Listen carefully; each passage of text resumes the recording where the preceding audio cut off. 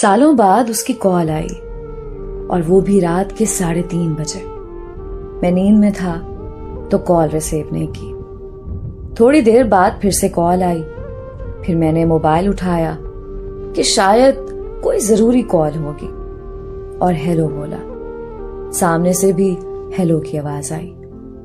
अचानक मैं बिस्तर से उठा क्योंकि आवाज कुछ जानी पहचानी थी। ये आवाज सुनते ही बहुत सी यादें ताजा हो गई, बहुत से जख्म ताजा हो गए और मैं बेचैन होकर फिर से हेलो बोला।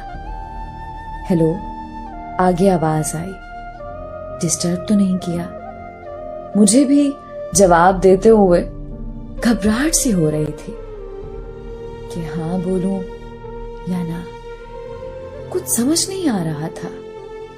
मेरे दिल में सवालों का समंदर घूमने लगा कि आखिर क्यों इतने सालों बाद मेरी याद आ गई। मैंने हिम्मत करके बोला, नहीं, बोलो। उसने कहा, कैसे हो? मैंने कहा, ठीक। और तुम? तो आगे से वो रोती हुई आवाज में बोलने लगी, ठीक नहीं हूं। अब मैं और भी उलझन में हो गया कि ये क्या हो रहा है कि इतने सालों बाद रात को कॉल आती है और रोने लग जाती है।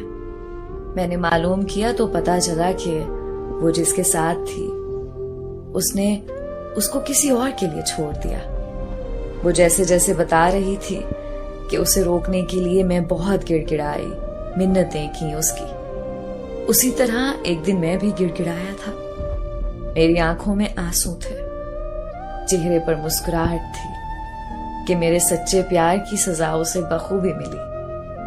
वो मुझसे रोते रोते माफिया मांगने लगी कि मुझे माफ कर दो, मैंने आपके सच्चे प्यार की कदर नहीं की, मुझे माफ कर दो।